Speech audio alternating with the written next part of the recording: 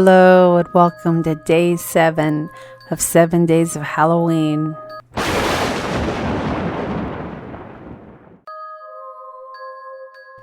Hi everyone, it's Monica and welcome to our last day of my 7 days of Halloween series.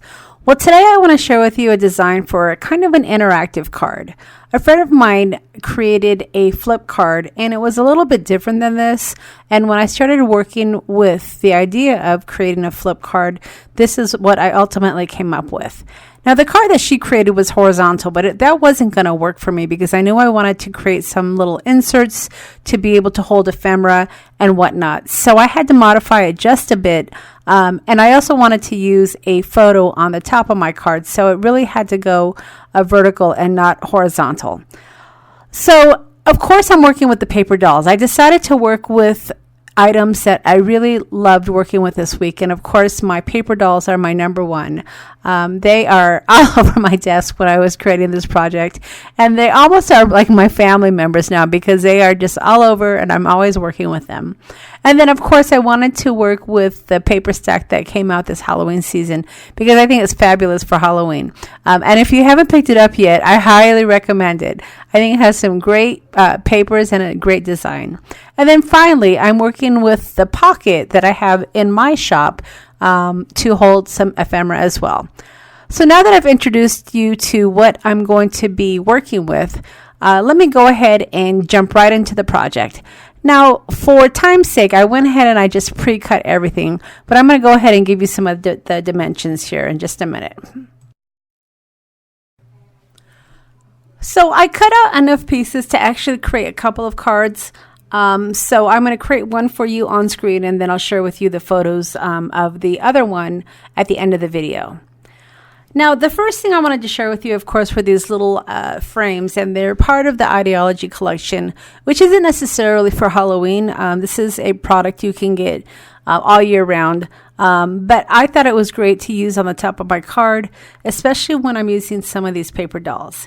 Now, like I had mentioned in a video earlier, there's a lot of siblings in this Halloween paper doll set, and it worked perfect for these frames because the frame is just big enough to be able to house a picture for 2 little kids. And on my first one that I was kind of working with the design, I worked with the witches, but then on my second cards, I ended up using some of those siblings because I think they make great cards. All right, so the base of the card is this black cardstock, and it measures 8 1/4. And it is going to create an A2 card. Now, when you cut out the 8 1/4, it's going to be 8 1/4 by 4 1/4 across. And then you're going to go ahead and score it right at 2 3/4 inches. Now, your inside piece is going to measure 10 1/2. So when you fold it, it's going to be folded at 5 1/4. And then this is going to be the way that you're putting the card or the base of the card together. Now, the outside, when I first created this, I actually created it on some plain cardstock and I ended up matting a couple pieces of paper. But I really wanted to make it easy for you.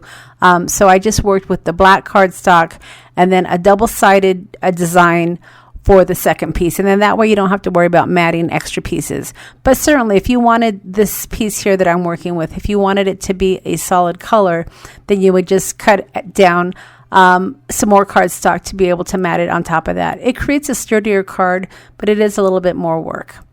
All right, so once you have your paper cut out, then you want to go ahead and add some adhesive just like I did to this folded card, and then you want to add it to the black cardstock.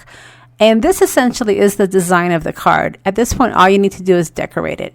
Now, you are going to have a few more pieces that you're going to need to cut out.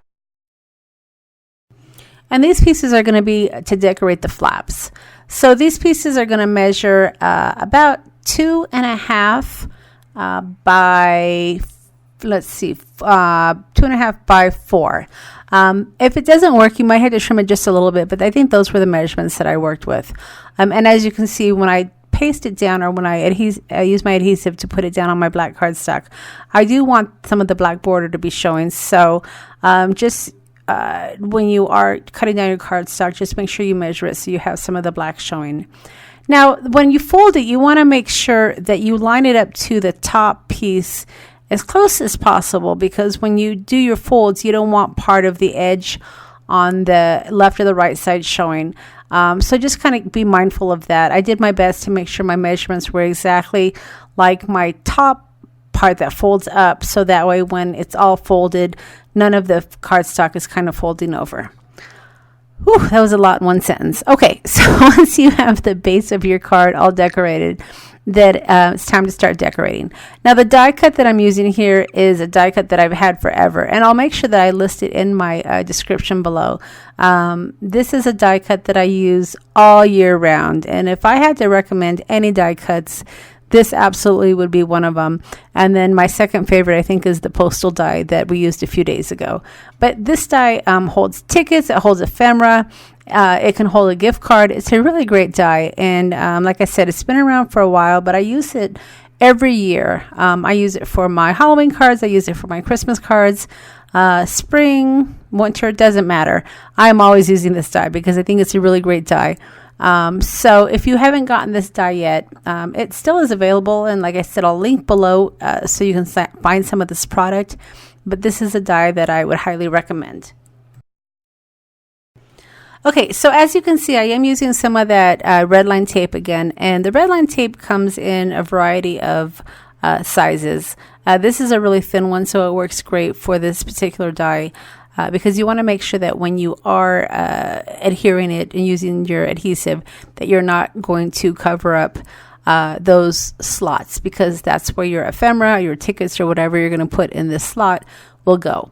So I'm just adding some of the real thin Redline tape because, again, whenever you are working with an interactive card where you're going to have pieces that come in and out, you want to make sure that you have a secure base, so it's not ripping up or pulling up when you're the recipient of the card is kind of playing with the ephemera inside of the card.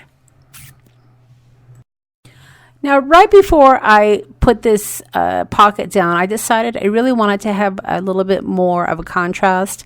So I was really glad that I didn't commit to adhering that down to my paper, because that Redline is very unforgiving. But I decided when I was kind of working with it that I needed some contrast for the background. And so again, I just kind of went to that paper stack, the abandoned paper stack from the Tim Holtz collection, and I found some paper that would work with the coordinating colors. And then I just trimmed this down. And again, my rule is typically 1/4 of an inch. So with the width of the card, I think we said it was 4 inches. So you're going to want to trim that down to 3 3/4. And then, of course, your top part is going to be 5 1/4. So you'll trim it down to 5 inches. And then that way you have a really nice base for the inside of your card. And then from there you can add your pocket. Now, this design actually came last minute. I had a different video in store for you for my last day, but when I was actually getting ready to edit it, I just felt that it was a good video, but I just didn't think that it was a great video for my last day of my 7 days of Halloween. And that's when I decided to finally come up with this new design. And I'm actually taping this just 2 days before the video is supposed to air. So it was kind of a last minute design, but I really wanted to give you something great for the last day. So hopefully you do like the design and you think it's worthy of my 7th day. All right, so once I had my designer paper in place, then I went ahead and I committed to adding this pocket, and then I can start to work on the flaps. Now, as you can see, this card folds up really nicely, and it is going to have a little bit of weight because we're going to put this really cute frame on top, and the frame is great. What I really like about this design is you can put any type of picture inside this frame. You can make it ghoulish, you can make it cute. You can put a picture of your granddaughter, a picture of your child. There's a lot of ways that you can go with this card. And you can even include a little gift card inside. So if, say, you wanted to do this as a birthday card and not necessarily Halloween, you could maybe put say it's for a 16-year-old, you can put a baby picture of that person inside the little frame, and then a gift card. So there's a lot of ways that you can go with this design, and I think it's really versatile. And of course, I always love having cards that hold ephemera. I can give them as little gifts. I can sell them in my shop. There's a lot of ways that I can go with it, and it's a great pouch to hold ephemera. So it's a real fun design. So I am flipping through the sticker book again, which is called Curiosities, and I'm just trying to find a cute little sentiment that can go on the picture frame. And there's lots of them that work really well with this design. I think on the witches, the sentiment that I used was witch market. And then on these little girls here, I ended up using the word mischief just because they look like they're going to get into some mischief. And it's just a cute little photo. I love it. So once I picked out the little sticker that I wanted to put on the photo, then I wanted to go ahead and continue to work on designing the flaps. Now the pieces of ephemera that I'm sharing with you here, the double toil and trouble, is from my literature quotes digital set on my in my shop. And I created these, I think, last Halloween, and they work great for some of the witch cards. And then these little cards here that I'm sharing with you are little potion things that you can add to a potion, like toad tongues, and what else did I have? I had zombies, and I had fly wings, just anything that you might want to use to create an elixir or a potion. And these are both available in my shop, and they work great for the Halloween cards. I used them last year, and I also use them on some of my cards because they're small enough where they can be little pieces of embellishments, and they also fit really great into the pockets. Now, I created these because I wanted them to work with my Tim Holtz, the ticket die, and I'll make sure I link it to the video below as well. I didn't do it on this particular one because I wanted it to be just somewhat of a quick card, but they'll work great with the ticket dies. And I've used those before as well if you want to create little tickets, so keep that in mind. Okay, so once I had all of my ephemera trimmed and in my pockets, then I went back to my sticker book just to find some more embellishments, and I ended up working with a sticker that said toxic. And then I wanted to go ahead and add my sentiment to the top flap before we move on. And this is where I used the sentiment from my my literature quotes, I think is what the set is called. And the quote that I used for this one is, in the cauldron boil and bake, eye of newt and toe of frog, wool of bat and tongue of dog. Just some really cute quotes. And you can get the set in smaller as well as larger. So I ended up printing the larger piece for the card just because it worked really well on the sizing. So as you can see, this card really is going together pretty easily, but it is really a cute design. All right, so I'm going to go ahead and adhere my little sentiment to the top, and then we're going to work on the pocket. Now, remember, you don't have to necessarily put pre-typed sentiment. You could have easily just put a white piece of cardstock up there, or then you could have done your own little handwritten note or anything like that. But I wanted this to work like an ephemera pack, just something to house some ephemera, not necessarily a card to give to anybody. So that's why I decided to use the pre-printed sentiment. Okay, so let's go ahead and move on to these pockets. Now, this is another set that's in my shop, and not only do I have the poison pockets, but I have some other designs as well. So say you didn't want to necessarily do a poison theme, but you wanted to do a Halloween theme or a fall theme. I have different designs for these pockets. So again, I'll link below so you can check those out.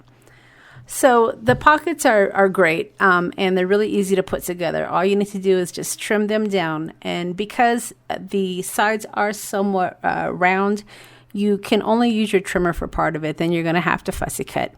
Now, don't fret. It's an easy fussy cut. The pockets are big enough where you don't have to worry about being too precise, and it works really well. And then also for the top portion where it's rounded, if you have a 1.5 inch circle cut, then you can use that to punch out the half circle on the top of the pocket. All right, now I went ahead and I cut out both pockets because, like I said, I'm going to make a couple cards. We're only going to put one card together on video, but I'm going to have a couple cards to share with you at the end. And since I had, them printed out already, I went ahead and I just decided to cut both of them out at the same time. And then once you have them cut out, then you're going to get your scoreboard, and I'm going to show you how to score this little baby, so that way you can use it as a pocket. Now, these pockets are great because they don't necessarily have to just go in a card. I've used them in junk journals before. You can use them in scrapbook layouts. Maybe you went to the theater, or maybe you went to some sort of event and you want to put little tickets or ephemera pieces in here. So the pockets aren't necessarily just for cards. Keep that in mind. You can use them for all sorts of things. And I really love adding little pockets to my cards, just because it's a surprise inside of the card. Most people, when they get a greeting card, they don't expect to open it up and find little treats inside. So I think it's really fun to add little pockets to my cards. All right, so as you can see, the scoring is really easy on this. You're just going to go ahead and score where you have the contrasting paper. And if it doesn't, line up exactly, just find a line that will line up with the paper. And then once you actually get the first line down, then it's pretty easy, because you're going to use that edge to go against your scoreboard and then just score the rounded parts. And I'll typically score them and fold them over as I go, because that way I have a good idea of how it's going to actually be put together when it's adhered. And then that way I know my score lines will be perfectly aligned, perfectly aligned when I actually do go down to adhere it. And then once you have your scored lines, you can go ahead and use your tool to just make sure you get some nice creases, and to ensure your pocket's going to be folded down nice and flat. Now remember, you're going to want to punch out that half circle before you actually glue your pocket together, because once you have it glued, it's going to be really hard to get your punch inside there. And I know that from experience, so I had to fussy cut these before, because I had already glued down the sides. I get a little overzealous sometimes when I'm putting my cards together. So just punch it out before you actually glue it down, so that way you don't have to fight with the back part of your pocket. And as you can see, it punches out really nicely. You could easily fussy cut it, but hey, why fussy cut when you have a punch that you can use? And then again, if you have any little pieces of white showing, just get out your walnut stain, and that will cover up the white really good. And then once I had my pocket all put together, then I am going to be using some thicker Redline tape, because again, it is a pocket. You are going to be having ephemera coming inside and out, and you want to make sure that it's going to be adhered nicely to your card. Okay, so when you go to adhere your pocket, be mindful that it is only adhered to that half fold. So you don't want to get overzealous, like sometimes I do, and put too much tape all the way around the edges. You only want to put tape on the bottom portion and then about halfway up. But just be mindful of that.